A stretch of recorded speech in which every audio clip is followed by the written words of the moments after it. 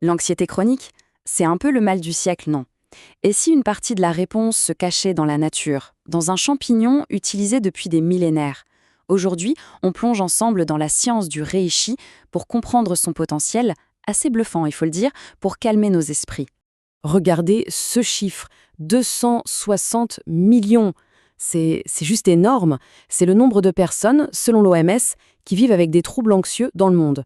Ce chiffre, il donne le vertige et il montre bien pourquoi on a besoin d'explorer toutes les pistes, y compris celles qui sortent un peu des sentiers battus. Alors, face à l'anxiété, il y a en gros deux grandes approches. D'un côté, les anxiolytiques conventionnels. On peut les voir comme une autoroute. L'action est souvent super rapide, très ciblée. Mais voilà, il y a des risques, comme la dépendance. De l'autre côté, on a les adaptogènes, comme le reishi. Là, c'est plutôt un sentier de randonnée. C'est plus lent, c'est progressif, mais l'idée, c'est de réapprendre au corps à trouver son propre équilibre. Et c'est justement ce chemin-là qu'on va explorer aujourd'hui. Alors, au programme aujourd'hui, on va commencer par définir ce qu'est le reishi, ensuite on va décortiquer les 4 mécanismes d'action principaux, on regardera ce que la science nous dit concrètement, puis les aspects pratiques, formes et précautions, et on terminera sur une vision un peu plus globale, une approche intégrative. Ok, première étape. Oublions les éprouvettes et les blouses blanches pour un instant, on remonte le temps, genre 2000 ans en arrière, direction la Chine ancienne. C'est là que le reishi, qu'on surnommait le champignon de l'immortalité, était déjà une star, respecté pour sa capacité à ramener l'harmonie et l'équilibre. Le mot-clé ici, c'est adaptogène. Qu'est-ce que ça veut dire concrètement? Pensez à un thermostat super intelligent pour votre corps. Le reishi, il ne va pas forcer le corps à se calmer d'un coup.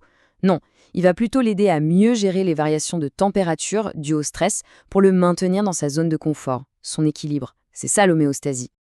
Alors, qu'est-ce qui rend le reishi si spécial? Sa composition chimique, bien sûr. On va se concentrer sur deux grandes familles de molécules actives, les triterpènes et les polysaccharides. Et là, attention, il y a un détail super important.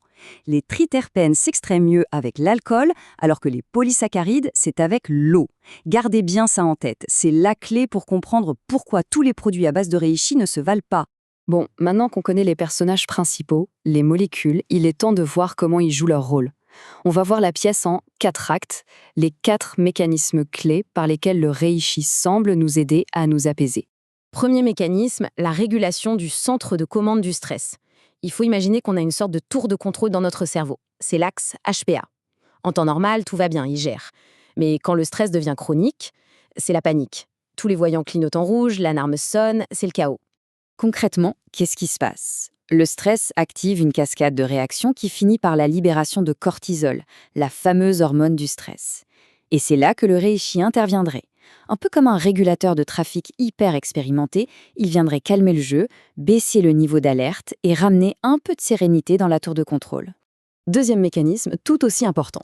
Si le stress, c'est l'accélérateur qui est bloqué au plancher, il nous faut une pédale de frein. Et vite, dans le cerveau, cette pédale de frein, c'est le GABA, un neurotransmetteur qui calme le jeu.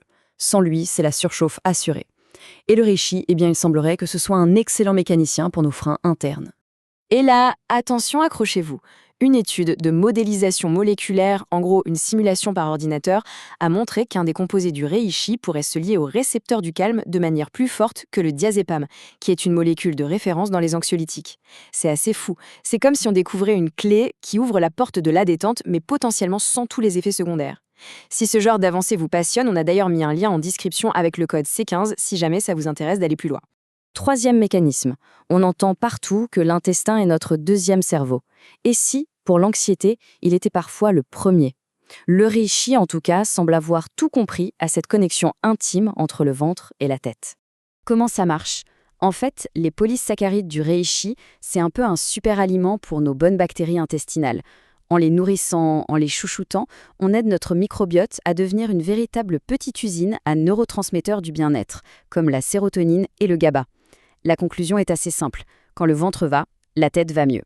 Et enfin, quatrième mécanisme, la neuroinflammation. Imaginez le stress chronique comme un petit feu qui couve en permanence dans le cerveau. Cette inflammation de bas grade peut vraiment entretenir un état d'anxiété. Eh bien, les triterpénoïdes du reishi agiraient ici comme des pompiers en aidant à éteindre ces foyers inflammatoires pour restaurer le calme. Bon, tout ça, c'est la théorie, les mécanismes, c'est super intéressant, mais la question qu'on se pose tous, c'est est-ce que ça marche vraiment, chez l'humain, pour de vrai? Allez, on regarde ce que disent les études cliniques. Depuis le milieu des années 2000, les recherches s'accumulent. Que ce soit sur des patients souffrant de neurasthénie, des femmes atteintes de fibromyalgie ou même des patients en oncologie, on voit un fil conducteur se dessiner. Étude après étude, les résultats pointent vers une réduction de l'anxiété, de la fatigue et une amélioration du bien-être général. Regardez ce chiffre, 19%. Moins 19% de stress perçu. Ça peut paraître un peu abstrait comme ça, mais essayez d'imaginer ce que ça représente dans une journée. C'est presque un quart de la pression qui s'envole. Une réunion stressante avec un quart de tension en moins. C'est ce genre de différence très concrète que la supplémentation en reishi a pu apporter dans une de ses études. Alors attention, restons scientifiques et mesurés. Ces résultats sont très prometteurs, mais pour l'instant, ils reposent sur des études avec un nombre de participants encore assez limité. C'est un peu comme voir les premières lueurs de l'aube. C'est magnifique, ça annonce une belle journée, mais on attend quand même que le soleil soit complètement levé, avec des études à plus grande échelle pour avoir une confirmation définitive.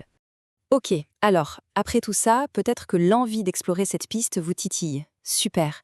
Mais avant de se lancer tête baissée, il y a quelques infos pratiques à connaître pour que l'expérience soit à la fois efficace et surtout sans risque.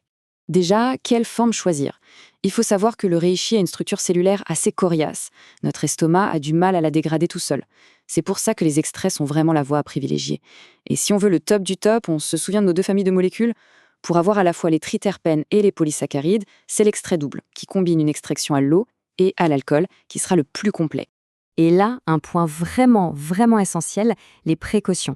Le reishi est puissant et il peut interagir avec certains médicaments, notamment les anticoagulants, les traitements pour l'hypertension ou le diabète. Donc, la règle d'or absolue, c'est si on suit un traitement médical, on en parle à son médecin ou à son pharmacien avant toute chose. C'est non négociable. Pour celles et ceux qui veulent creuser ces aspects, on vous rappelle le code C15. Toutes les informations sont en lien dans la description. Bon, alors au final, qu'est-ce qu'on retient de tout ça? Est-ce que le reishi est une sorte de solution miracle qui va effacer l'anxiété? Non, ce n'est pas si simple. Mais il pourrait bien être une pièce vraiment importante du grand puzzle de notre bien-être mental. Il ne faut pas voir le reishi comme un pompier qui arrive en urgence pour éteindre un violent incendie d'anxiété. Il faut plutôt le voir comme un jardinier patient qui vient travailler le terrain, notre terrain intérieur, pour le rendre plus résilient, plus fort, pour que les petits feux du stress aient beaucoup moins de prise pour démarrer et se propager. Et finalement, le reishi n'est qu'un exemple. Le monde des champignons médicinaux est un univers absolument fascinant. Un royaume encore largement à explorer. La question qu'on peut se poser, c'est et si une partie des clés de notre bien-être mental de demain se trouvait là, juste sous nos pieds, dans le secret des forêts? Clairement, l'aventure ne fait que commencer.